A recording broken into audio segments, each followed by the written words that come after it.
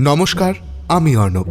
আর আজ আপনারা শুনতে চলেছেন সম্পূর্ণ অরাজনৈতিক একটি পিসি ভাইপোর গল্প। তো পিসির বাড়ির গ্রামে বেড়াতে গেছেন শিবরাম, এবং সেখানে তো পিসি তাকে আদর যত্নে একেবারে মাথায় তুলে রেখেছেন। কিন্তু পিসির একটি মাত্র দোষ, একটি মাত্র জিনিসে তার খুব ভয়। আর সেই ভয় থেকে সে কি ভয়ঙ্কর এক কাণ্ড ঘটে গেল লেখকের সঙ্গে, সেই গল্পই আজ আপনাদের শোনাবো। শুরু করছি আমার আজকের গল্প, এক দুর্যোগের রাতে। আপনাদের মাথার উপর যদি পিসির আশীর্বাদের হাত থাকে, তাহলে এই গল্পটা যখন শুনবেন তখন ঝেঁপে বৃষ্টি নামবে। কমেন্টে জানান আমায় কার কার বাড়ি বৃষ্টি হলো, আর জমিয়ে গল্প শুনুন।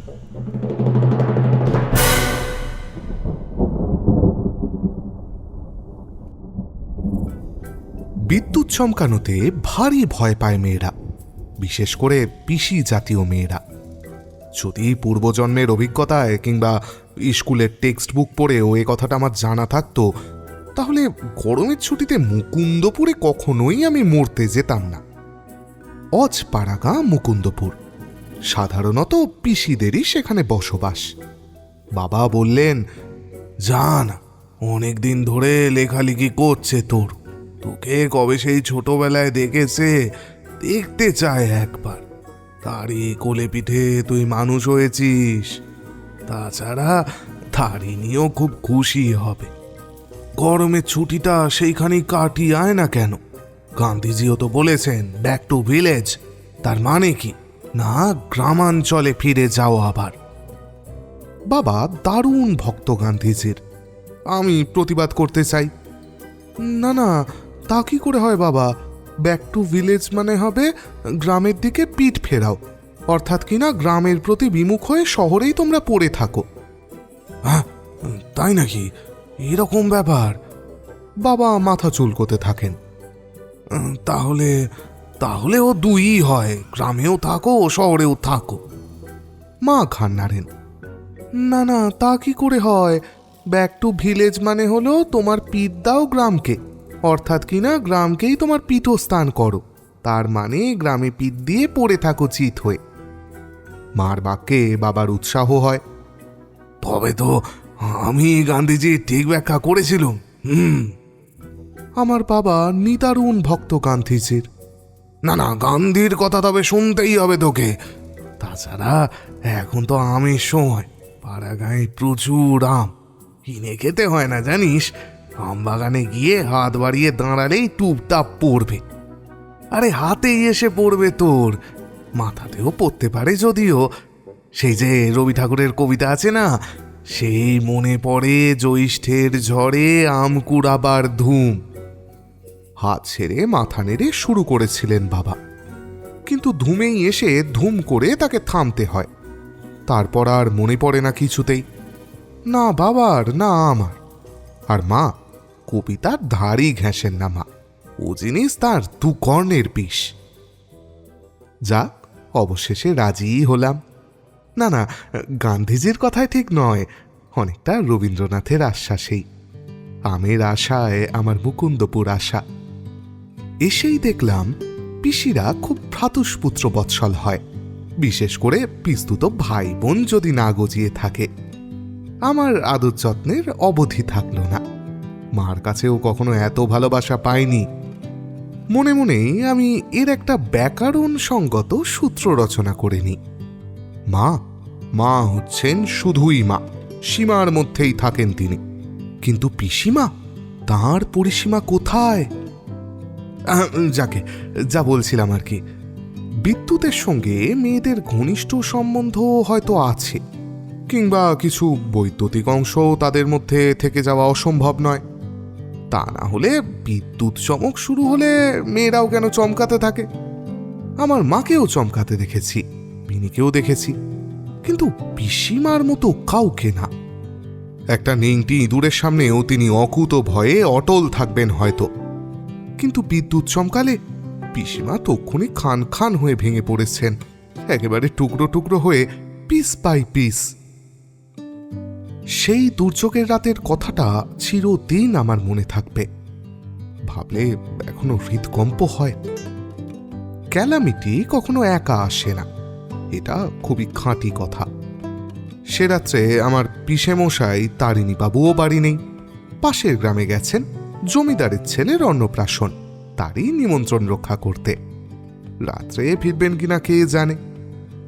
বাড়িতে কেবল পিসিমা আর আমি, কাজেই খাওয়া দাওয়ার হাঙ্গামা চুকোতে বেশি দেরি হলো না। রাত 10টার মধ্যেই সব খতম।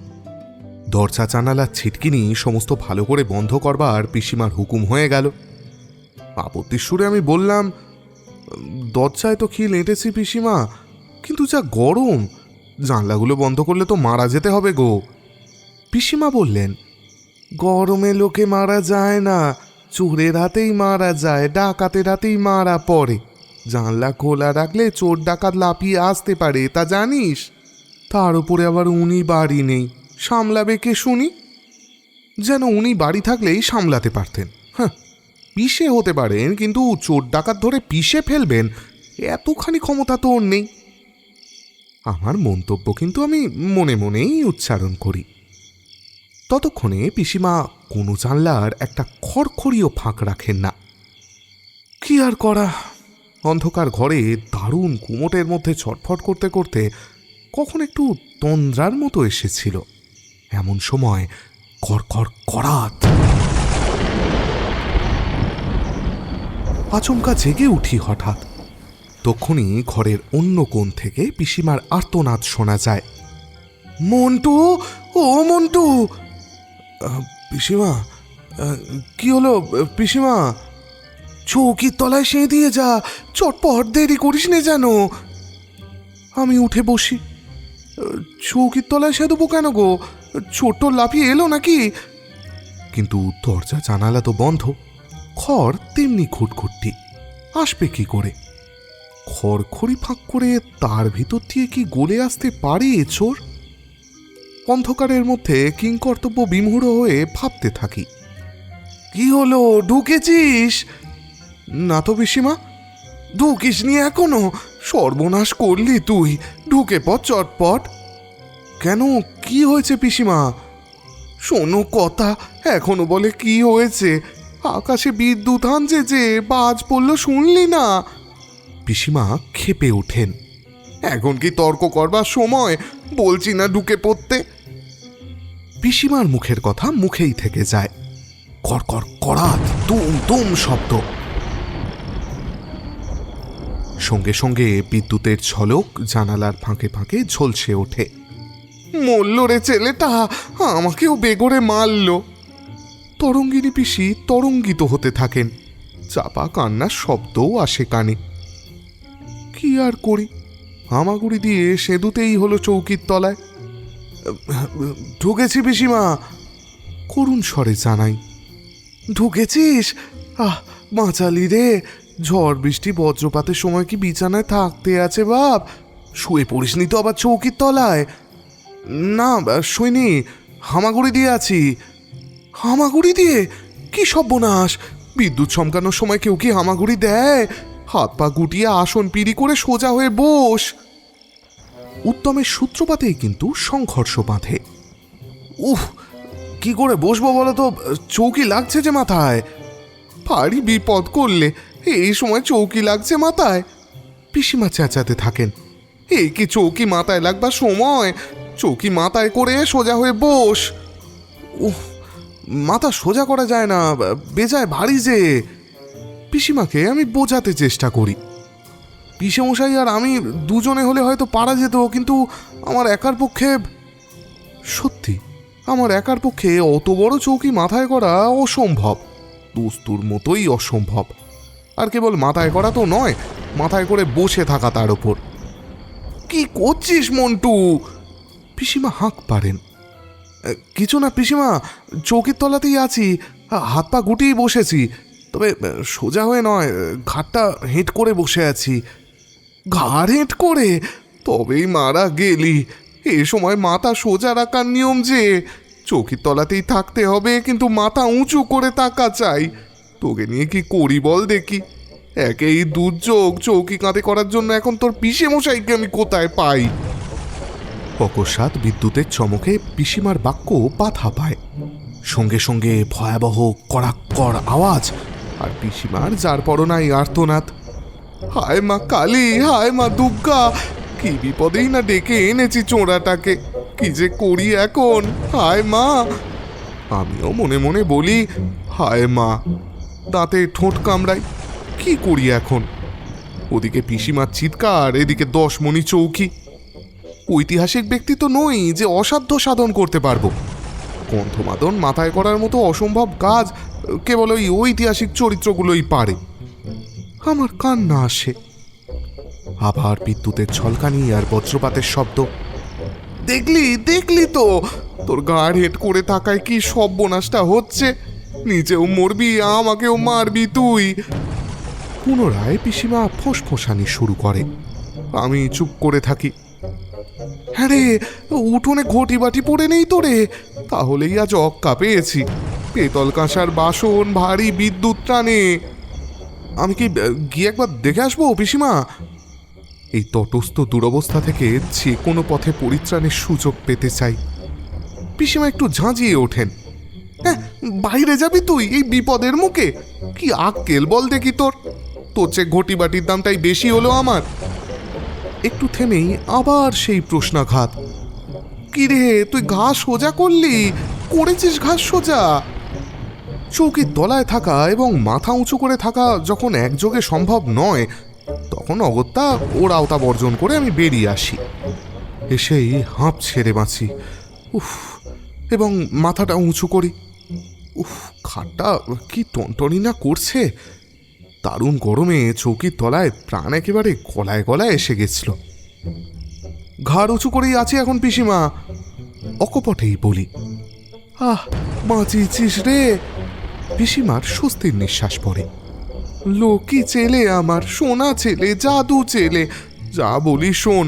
আজকের ভয়ানক রাতটা কেটে যাক, মা দুর্গা করুন, কাল সকালেই তোকে পিঠে করে খাওয়াবো আমি।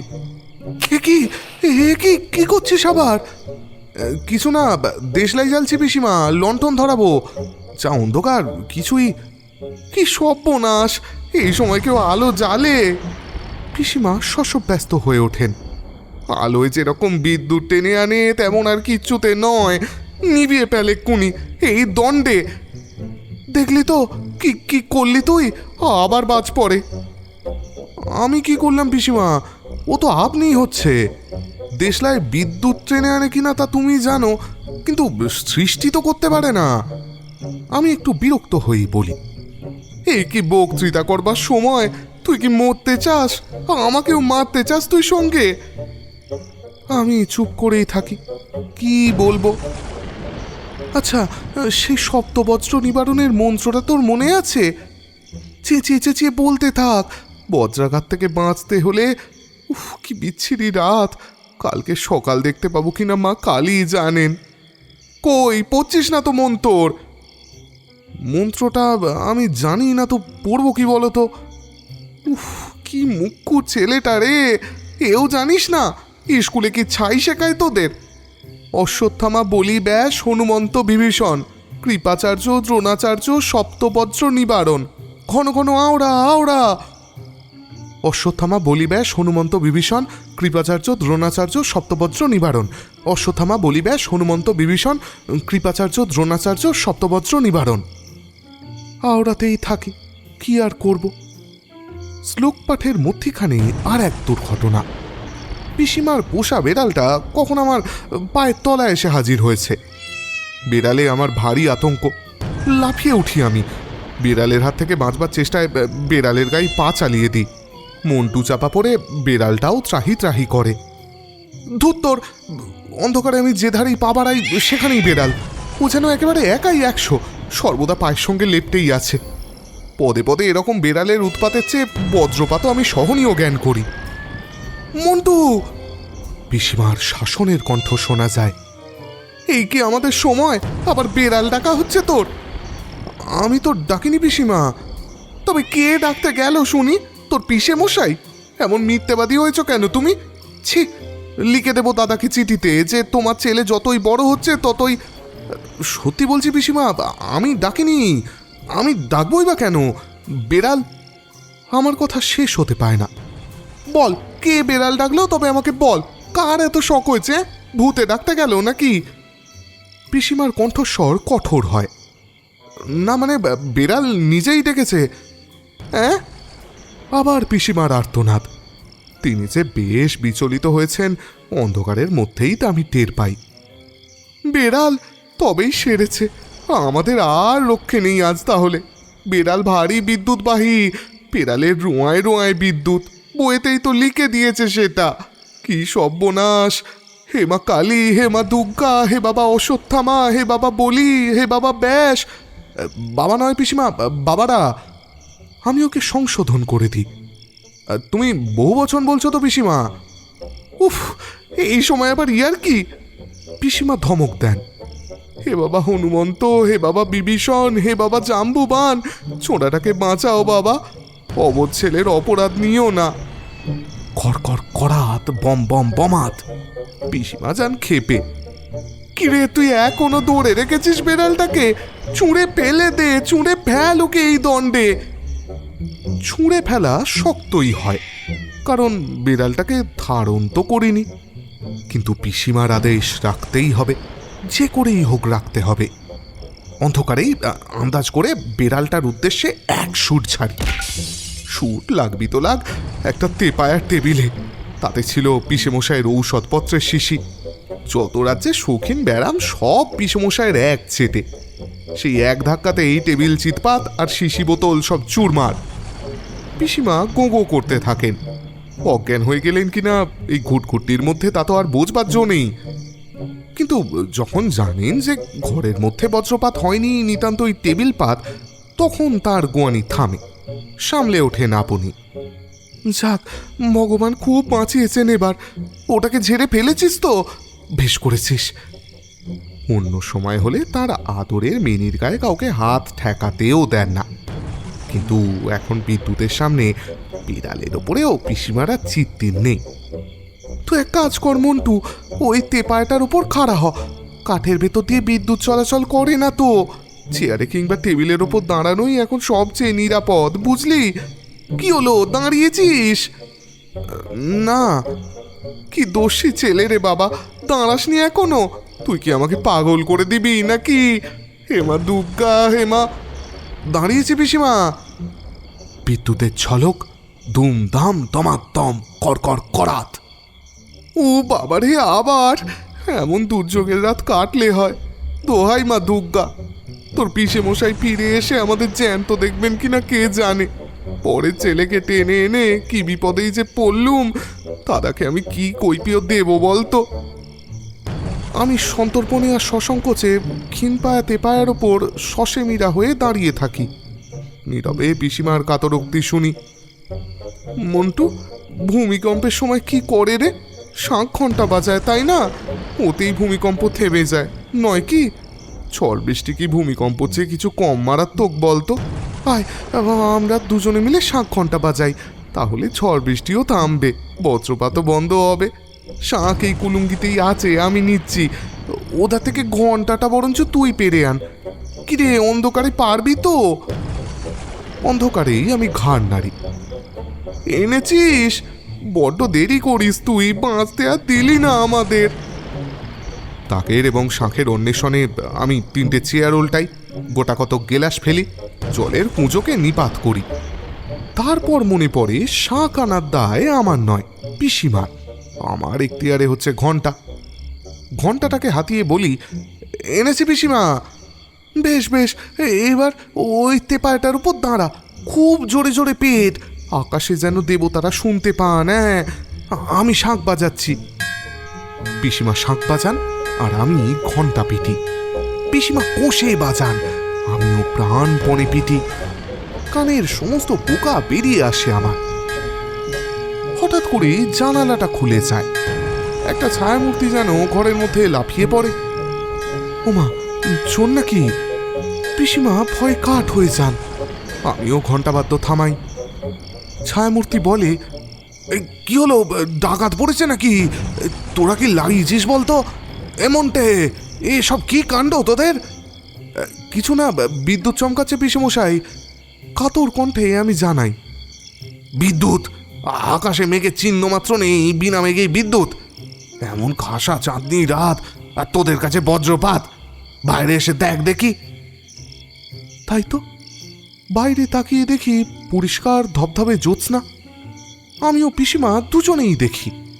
পিসিমা বলেন, তাহলে এতক্ষণে দুমদাম বজ্রপাতের শব্দ, বিদ্যুতের ঝলকানি এসব কিছুই না? ও, ওই আওয়াজ। পিসেমশাইয়ের অট্টহাস্য আরম্ভ হয়। জমিদারের ছেলের অন্নপ্রাশন কিনা, যত রাজ্যের বাজির অর্ডার দিয়েছিলেন। কলকাতা থেকে রাত 11টা ট্রেনে পৌঁছলো সেসব। পোমা, পটকা, তুবড়ি, উড়ন তুবড়ি, হাউই, আরও কত কি তোমাদের কি বলবো। ভোজের পর এতক্ষণ তো বাজি পোড়ানোই হচ্ছিল, তারই ঝলক দেখেছ, তারই আওয়াজ শুনেছ তোমরা। পিসেমশাইয়ের হাসি আর থামতেই চায় না। আমি হাসবো কি কাঁদবো ভেবেই পাই না। ভোজও চেখে দেখলাম না, বাজিও চোখে দেখতে পেলাম না। মাঝখান থেকে ঘরের ভেতরে যেন একটা ভোজবাজি হয়ে গেল। ব্যাস, আজকের মতো আমাদের গল্পের ক্লাসের তবে এখানেই ছুটি।